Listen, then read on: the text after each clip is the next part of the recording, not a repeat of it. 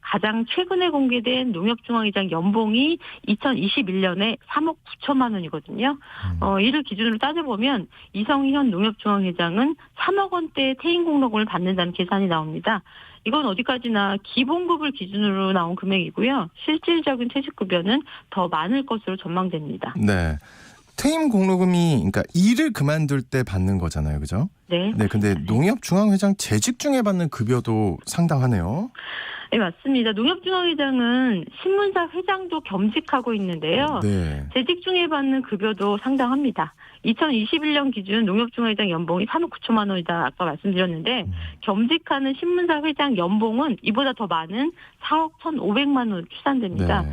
그러니까 임기 중에 농협중앙회, 신문사 이 두 곳에서 매년 8억 원이 넘는 연봉을 받는 셈이고요. 또 4년 임기를 마치고 퇴직할 때에는 여기에 또 퇴직급여로 7억 원을 받는다는 계산이 나오는 거죠. 여기에 각종 업무 수당까지 더해질 텐데요. 아무튼 임기 4년을 마치는 농협중앙회장이 받는 급여, 퇴임 공로금 이걸 모두 합하면 40억 원에 이릅니다.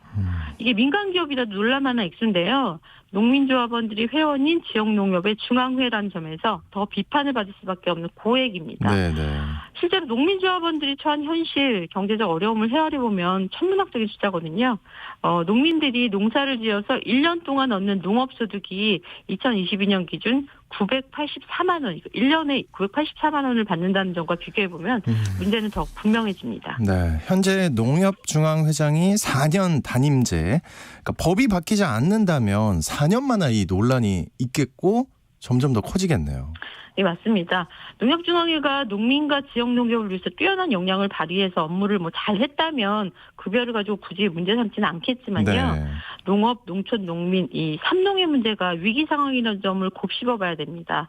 더욱이 농협중앙회장은 비상임이자 명예직이면서 4년 임기가 있는 선출직인데요. 임기제 선출직이라는 이 같은 조건의 국회의원 퇴직급이 없고요. 역시 임기제 선출직인 지자체장도 퇴직할 때 별도의 퇴직급여가 없습니다.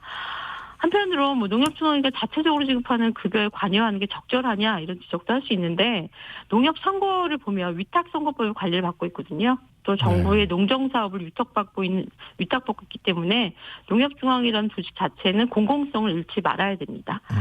또 다른 문제는 지역농협의 조합장의 퇴직급여 문제도 똑같이 비판을 받고 있다는 점입니다. 지역농협조합장 퇴임 때도 그러면 고액의 퇴직급여를 받는 건가요? 예, 맞습니다. 농촌 현장을 직면하고 있는 전국의 이 지역농협조합장도 고액의 퇴직금, 퇴임 공로금에 특별 공로금까지 받는 이 돈잔치가 벌어지고 있습니다. 지역농협 조합장이 상임인 경우 매일매일 출근한 상임인 경우에는 퇴직금을 받고요. 비상임 조합장인 경우에는 퇴임 공로금을 받는데요. 때론 규정에도 없는 특별 공로금이라는 이런 명목으로 이사회를 통해 받는 경우가 있어서 농민조합원과 갈등을 빚는 일이 자주 벌어지고 있습니다. 농협은 농민조합원이라는 약자의 권익을 위해 존재하고 활동해야 되는 건데요. 농업소득이 984만 원인 시대에 농협 비상임 조합장이 고액의 퇴임 공로금을 받는 일이 되풀이된다면 농촌의 양극화는 더 커질 수밖에 없습니다. 농협이 농민들을 위해 복무한다면 조합장의 퇴임 공로금 예산을 농민조합원 실익을 위한 예산으로 전환하면서 각종 금권을 내려놓는 것이 필요하다고 생각하는데요. 그것이 상생의 시작이라는 생각도 좀 하게 됩니다. 네, 그런 생각이 듭니다. 말씀을 들어보니까요. 자, 농수산 이슈 지금까지 한국농정신문의 원재정 기자님이 전해줬습니다. 오늘 말씀 고맙습니다. 네, 고맙습니다.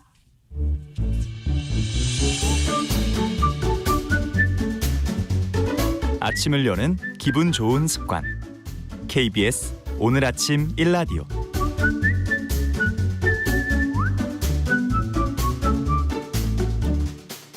이제 날씨도 점점 봄에 가까워오고 있음을 느낄 수 있는데요. 야구 팬들은 높은 기대감을 안고 이제 한 달 정도 앞으로 다가온 시즌 개막을 기다리고 있습니다.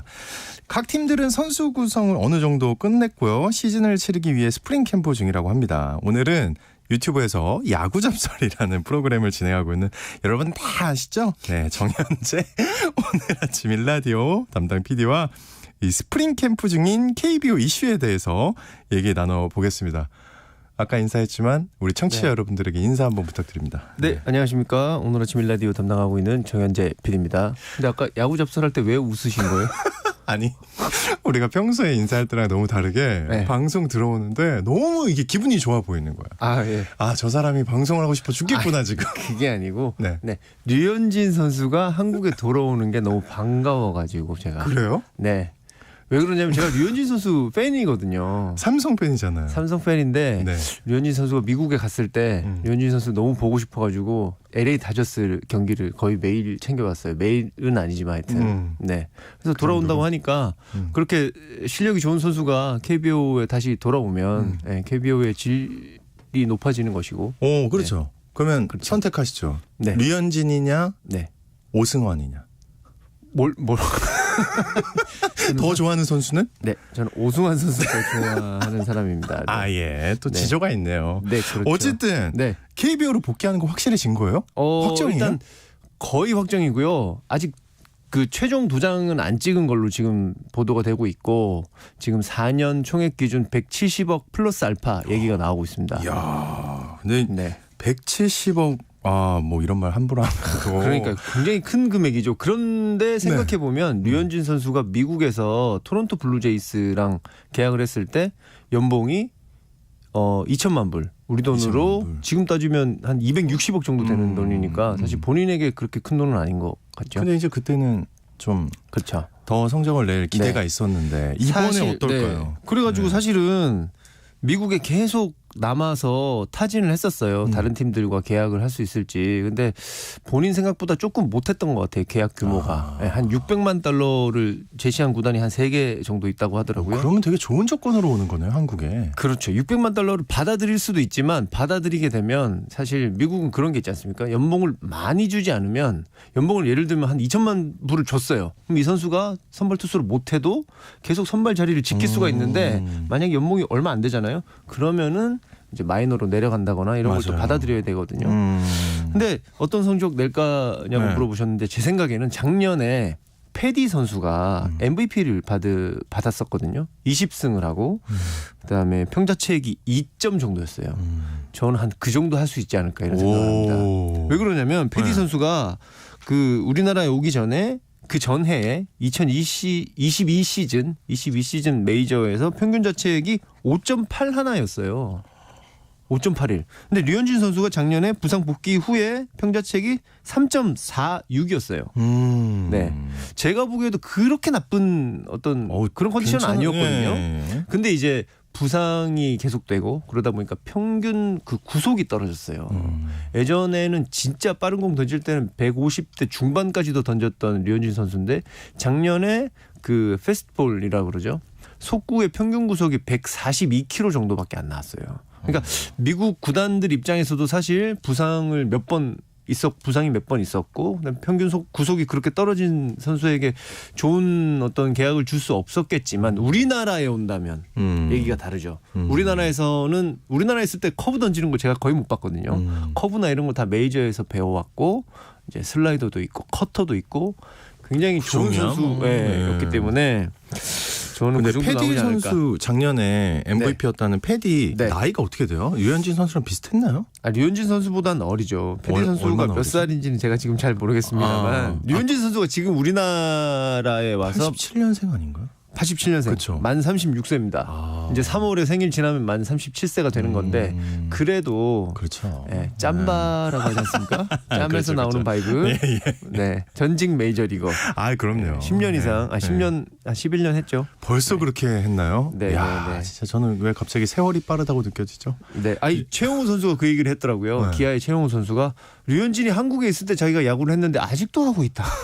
이런 얘기를. 아니 본인도. 네. 자, 어쨌든 류현진 선수 기대해 보겠고요. 네. KBO 팀들 다들 지금 스프링 캠프 중이죠? 네, 그렇습니다. 롯데는 괌으로 갔고요. 그래서 롯데를 포함해서 미국으로 간 팀이 한 5팀 되고 KT는 기장에서 시작해서 내일쯤 이제 일본 오키나와로 건너갑니다. 그리고 호주로 간 팀이 한 3팀 되고요. 삼성 라이온즈는 오키나와에서 시작해서 여기서 끝납니다. 근데 제가 삼성 라이온즈 팬이라서 요 얘기를 꼭 드리고 싶어요. 11일부터 18일까지 일본 팀들과의 연습 경기에서 평균 12실점을 했습니다. 평균? 평균 12실점. 매 게임 그러니까, 12점을 줬다고요? 그렇죠. 5경기에 60실점을 했어요. 근데 뭐 그리고- 연습 경기인데 뭐 그럴 수 있지 않나요? 예. 근데 어떤 경기에서는 니폰엠 파이터스와의 경기에서는 4사구 그러니까 몸에 맞는 거 사구만 7개를 줬어요. 그 너무 사실 약간 걱정도 되고 한편으로는 굉장히 실망스럽고 물론 다 1군 선수들이 아니었지만 너무한 경기력이 아닌가. 네. 삼성 알겠습니다. 라이온즈 선수들 정신 좀 바짝 차려야 될 것 같습니다. 아니, 물론 가장 최근에 20일 경기에는 네. 2실점만 했어요. 그래요. 근데 2안타 치고 2대 0으로 졌어요. 근데 좀 좋게 좀 봐줘요. 아니 저도 이렇게 또 좋게 삼성 얘기만 나오면 그렇게 나쁜 얘기 어떻게든 한마디 나쁜 얘기 하려고. 아니고 저는 좀 잘했으면 좋겠어요. 실험을 할 수도 있잖아요. 오른손 투수가 그날따라 왼손으로 실험을 한다고 몸에 맞힌다고요? 쉿. 네, 알겠습니다. 비밀이에요. 네, 죄송합니다. 어쨌든 삼성은 조금 안타까운 상황인데 이번 시즌 감독이 바뀐 팀이 있고 네. 또 이제 기대감이 좀 큰 팀들이 있다고요. 어디예요? 네, 롯데랑 기아랑 SSG가 감독이 바뀌었습니다. 롯데, 네. 기아, SSG. 롯데는 뭐 유명하죠. 김태형 감독님이 두산에 네, 계시던. 네. 네, 두산에 7년 있던. 연속 한국 시리즈에 이렇게 진출을 시켰던 그렇죠. 그 네. 감독님이 가셔서 사실은 그 감독님이 가시기 전에 한 2년 전쯤에 제가 야구 잡설에서 김태형 감독님이 롯데 감독 가시면은 롯데도 가을 야구를 갈 수 있을 것 같은데 이런 얘기를 했었거든요. 복합적이네요. 제 자기 자랑도 좀 들어가 있네요. 내가 2년 전에 아니 이미 예상을 했다. 아니 그게 아니고 네. 만약 가을 야구를 가신다면 이제 제 자랑이 될 수 있는데 한번 봐야 되는 거죠. 올해 갈 수 있지 않을까. 예. 네, 보는 것이고 그다음에 기아는 아시다시피 좀 씁쓸한 일이 있었죠. 김정국 감독이 금품수수 혐의로 검찰 조사를 받으면서 구단에서 경질됐고 그래서 이범호 1군 타격 코치로 있던 이범호 코치가 감독이 됐어요. 기아 팬들은 약간 내심 반기는 분위기인 것 좀 같습니다. 기대가 되는데요. 네. 이범호 코치가 감독이 됐을 때 저도 약간 기대가 됩니다. 그런 게 있고 그다음에 네. SSG는 이승용 전 단장을 감독으로 선임을 했고 네. 이승용 감독께서 이제 그 지금 스프링 캠프에서 일성으로 얘기했던 게 원팀이 되자. 원팀이 돼야 한다. 근데 사실 바꿔 말하면 지금 원팀이 아니라는 얘기일 수도 그러네요. 있거든요. 네. 내부에서 무슨 일이 벌어지고 있는지 모르겠습니다만 하여튼 원팀이 되는 SSG 기대해 보겠습니다. 좋습니다. 네. 그리고 이제 작년 우승팀. 또 LG 팬이시잖아요. 우리 예, MC께서. 근데 저는 미리 말씀드릴게요. 네. 올해는 모든 걸 내려놨습니다. 작년 네. 초에도 그런 말씀하셨던 것 같은데. 네. 갑자기 얼굴이 내려놓지 않으면 뭐 어떻게 하실 거예요? 예? 사실요. 네. 마음속엔 네네. 기대하고 있어요. 그렇죠. 뭘 내려놔요. 그냥 입으로만 얘기하는 거. 하지만 네. 쉽지 않을 것 같다는 생각이 듭니다. 올해 제가 뭘 얘기했는데 뭐가 쉽지 않아요. 그래요? 네. 그러니까 네. 연속 우승 연속 사실 우승. 바라실 거잖아요. 네, 제 입으로는 얘기 안 했습니다.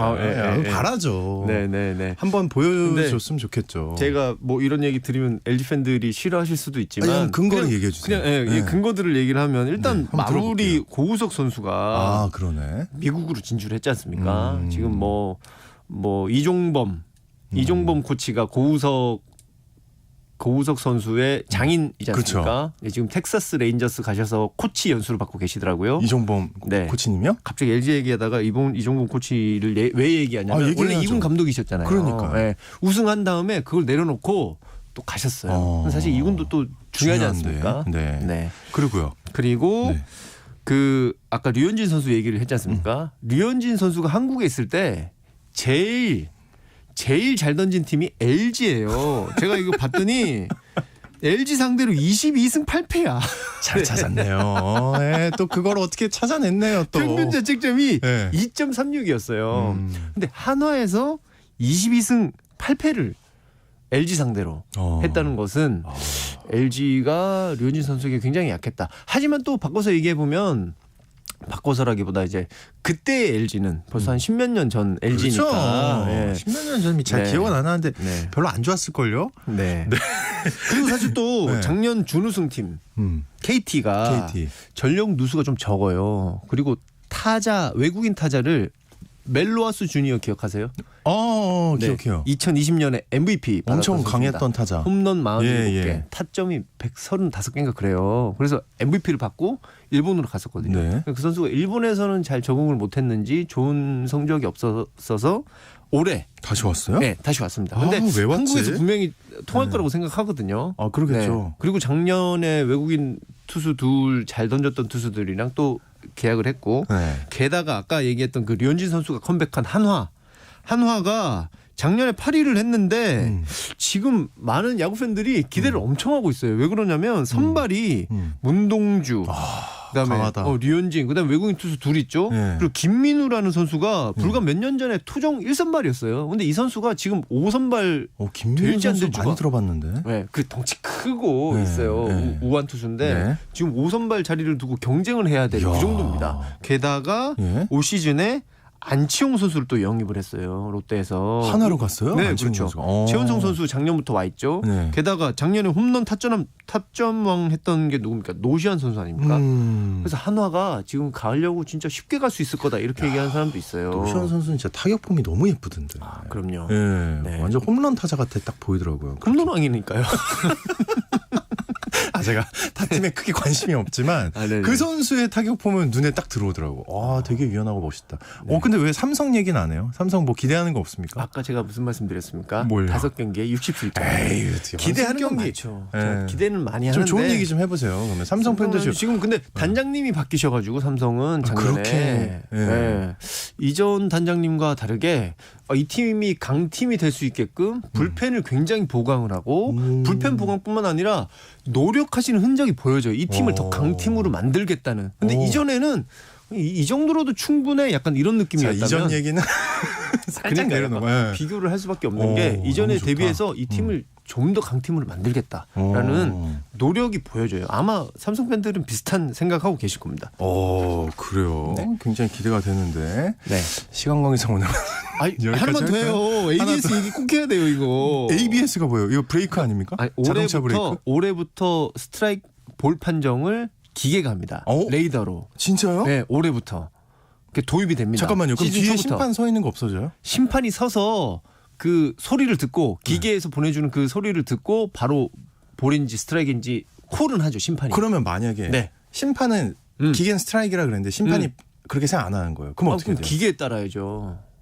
그건 당연히 기계에 따르는 겁니다. 생각이에요? 아니 아니면 기계에 따르는 겁니다. 그게 기계의 이제 소리를 룰이- 듣고, 기계의 소리를 듣고 심판이 콜을 하게 됩니다. 이야, 네. 이거 완전 많이 엄청나게 그렇죠. 엄청나게 변할 것 같은데. 그럼요. 기대가 됩니다. 네. 자, 뭐 너무 아쉬워하시는 분들이 많을 것 같은데 아직은 네. 눈에 안 보이는데 어쨌든 네. 다음 시간에 또 나와 주셔야 됩니다. 네, 알죠? 알겠습니다. 예, 네. 준비 많이 해주시고요. 역시 네. 오늘도 즐거웠다는 말씀 드리면서 자, 정현재 오늘 아침 일라디오 담당 PD라고 쓰고 야구 잡사를 더 좋아하는 네. 우리 PD와 올 시즌 야구 얘기 해봤습니다. 다음 시간에 또 나와주세요. 네, 고맙습니다.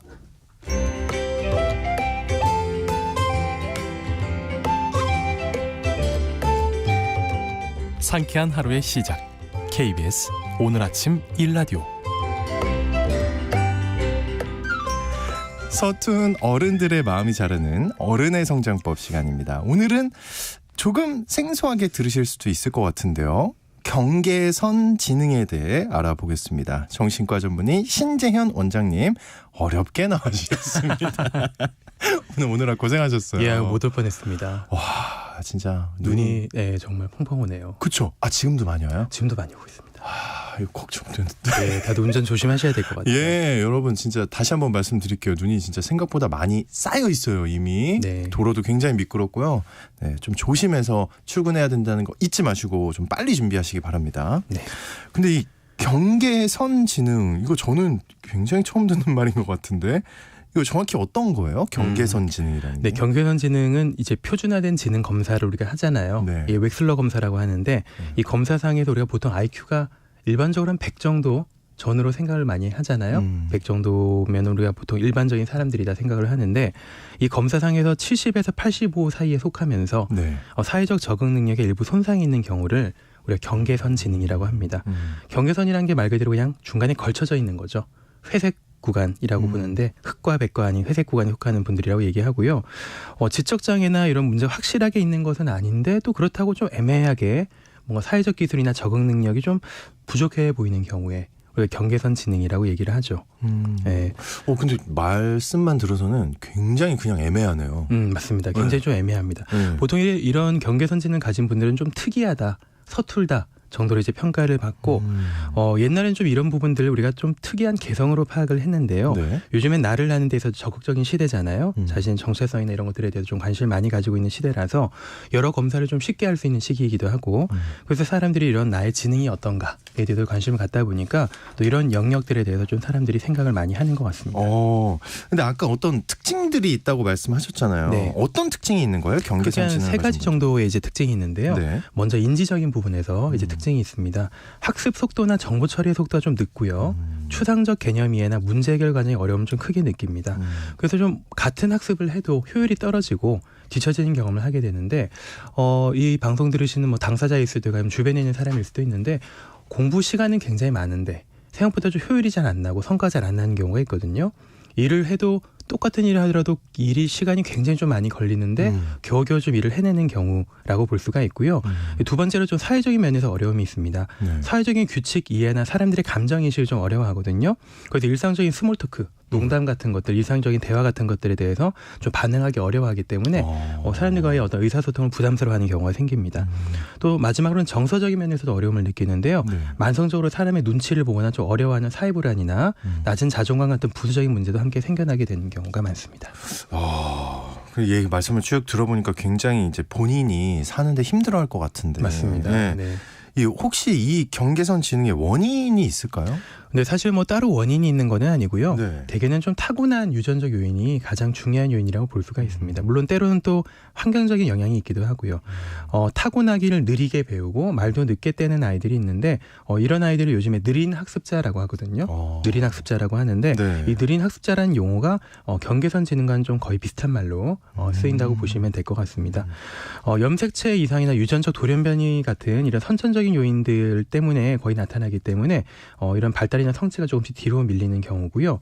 하지만 이제 선천적인 요인 말고도 좀 후천적인 경우도 있는데요. 네. 후천적인 경우라는 거는 학대라든지 아니면 안정적인 양육 환경이 좀 박탈된 경우에는 조금 이제 성장이 좀 더디게 되거나 이런 학습이 좀 늦게 되는 경우가 있기 때문에 적응 기능들이 떨어지는 경우가 나오죠. 검사 당시에 좀 심한 스트레스를 받고 있거나 정서가 불안한 상태라면은 지능 검사했을 때 좀 떨어지게 나오는 경우도 있기는 하고요.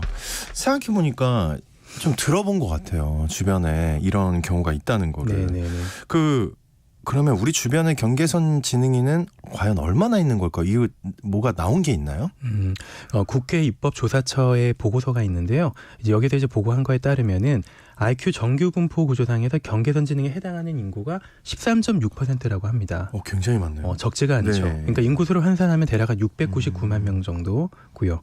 8명 중 1명꼴로 경계선 지능에 해당되는 사람이 있다는 말입니다. 그러네요.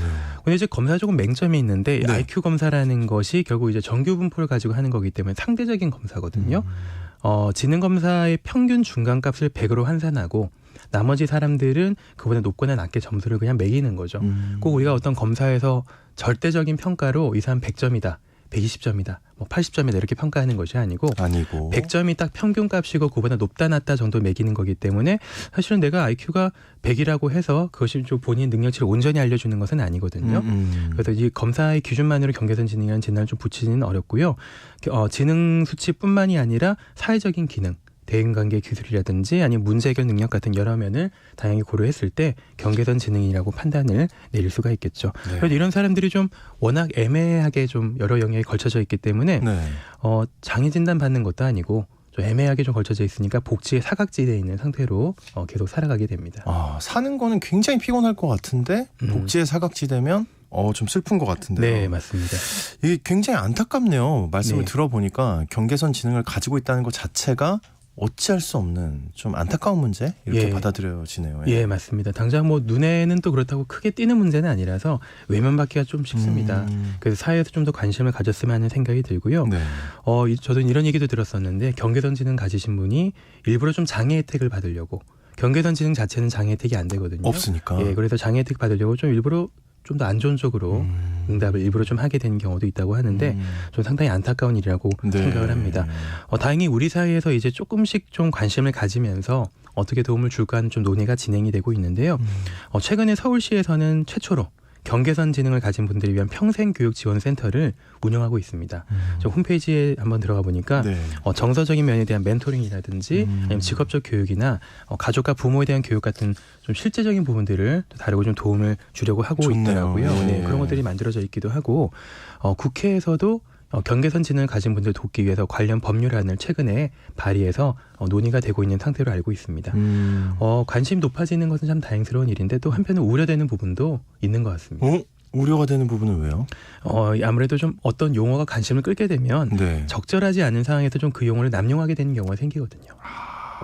비하하는 용도로서 예. 사용이 되는 경우가 생기기 때문에 그래서 좀 근거 없이 타인을 비방하는 용도로 저 사람 경계선 지능이다라고 놀리게 되는 경우가 생기죠. 안타깝지만 진단이 좀 약간 희화되는 경우가 생기잖아요. 예를 들면 뭐 어떤 사람이 산만하면 저 사람 ADHD 아니야?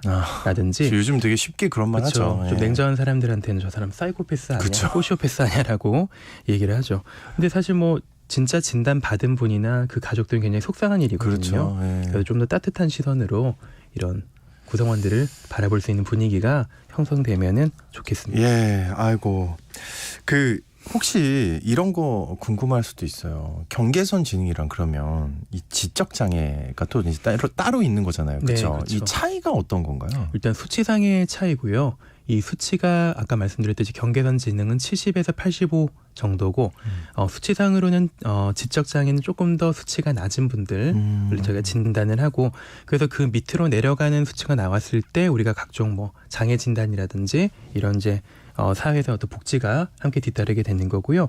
근데 꼭 수치만의 차이는 아니고 여러 가지 적응 지능의 차이도 있습니다. 적응 기능의 차이도 있는데요. 보이는 영역들이 존재하고요. 네. 또 노력이나 환경 변화에 따라서 이전보다 조금씩 더 나아지는 부분이 존재하거든요. 근데 지적 장애에는 하부 영역의 기능들의 대부분에서 좀 어려움을 겪게 되는 경우가 생깁니다.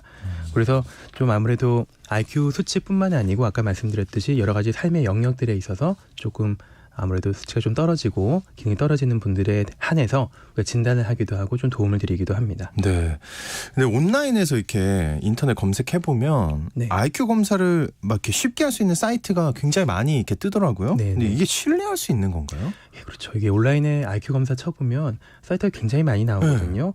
우리가 보통 근데 지적 장애나 경계선 지능들을 평가할 때 하는 검사 이름이 웩슬러 지능 검사라고 합니다. 웩슬러 지능 검사. 이게 표준 검사라고 생각하시면 되고요. 네. 근데 이 검사를 하는데 보통 한 몇 시간 정도 걸립니다. 한 2-3시간 정도 걸리고 또 이 결과가 나오고 나서 해석하고 평가하는데도 시간이 좀 걸리거든요.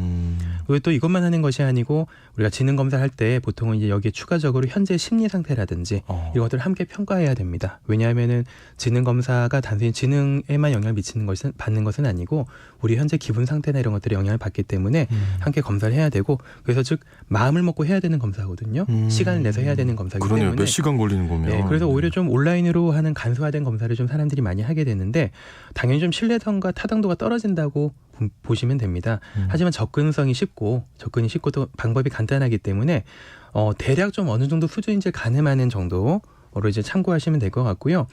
평균 수치를 아까 100이라고 말씀드렸는데 100 정도로 놓고 봤을 때 온라인 검사를 해보니까 100보다 좀 많이 높게 나오거나 많이 낮게 나오거나 이 어느 쪽이든 간에 이럴 때 한번 좀 정밀 검사를 받아보자. 라는 용도로서 사용하신다면은 활용 가치가 있을 것 같습니다. 근데 갑자기 궁금한 게 IQ 검사 같은 웩슬러 지능 검사 이게 할 때마다 혹시 달라지는 게 있나요? 수준이? 조금씩은 달라지긴 합니다. 네. 거의 대부분 좀 표준화된 범위 내에서 하긴 하는데요. 조금씩 달라지긴 조금씩. 근데 뭐 대부분 큰 차이는 없고요. 하지만 계속해서 좀 편차가 크다면 좀 더 정밀 검사를 해볼 필요가 있는 거죠. 그 경계선 지능을 진단을 받았다고 한다면 이게 혹시 치료가 가능한지 그것도 궁금하네요.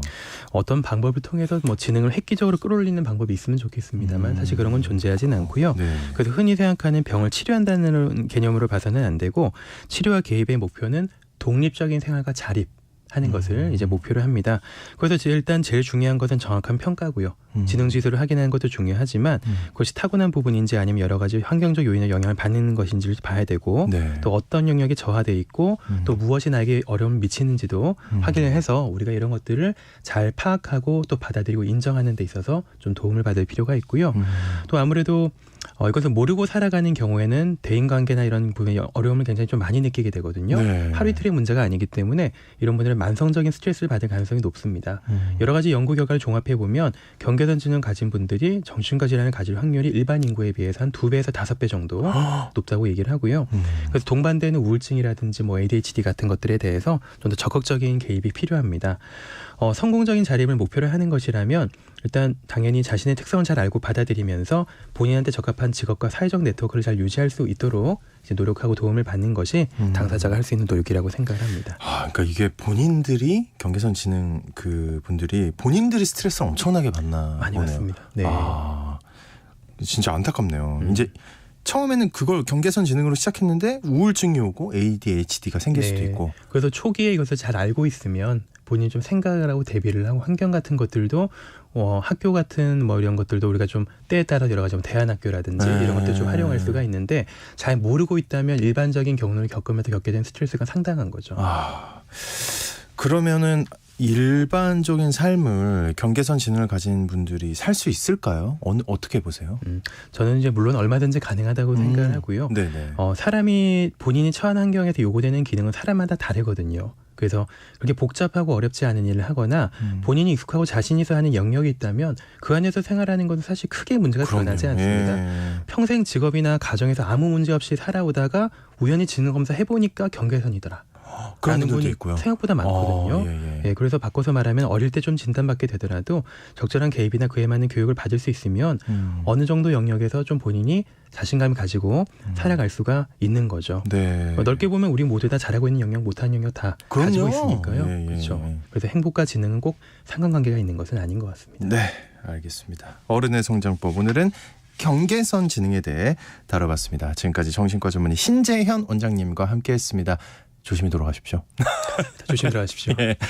자, 여러분 강원 및 중부 지역을 중심으로 진짜 많은 눈이 내리고 있습니다. 많이 쌓였고요. 이미 도로 미끄럼 사고가 우려되는 상황이니까 되도록 대중교통을 이용하시고요. 운전하실 때 진짜 중요합니다. 안전거리 꼭 유지하면서 서행 천천히 운전하시기 바랍니다. 다시 한번 말씀드립니다. 출근길 서두르시고요. 저는 내일 다시 인사드리도록 하겠습니다. 지금까지 아나운서 오승원이었습니다. 좋은 하루 보내세요.